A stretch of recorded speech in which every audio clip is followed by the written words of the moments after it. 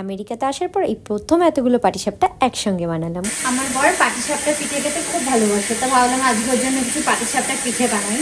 Paste বানিয়ে রেখেছি, এদিকে পুর বানানো রেডি আছে, এবার শুধু পিঠেগুলোকে ভাজতে হবে। পাটিসাপটা বানানো তো খুবই ইজি, তোমরা তো সবাই জানোই। তো এর আগেও একবার আমি বানিয়েছিলাম, তখন আমি অল্প বানিয়েছিলাম, তো সেগুলো কি আমার বরের পোষায়নি, ওই জন্য আমি এবার এতগুলো পাটিসাপটা একসঙ্গে বানিয়েছি। তো কেমন হয়েছে দেখতে তোমরা অবশ্যই কমেন্ট করে জানিও।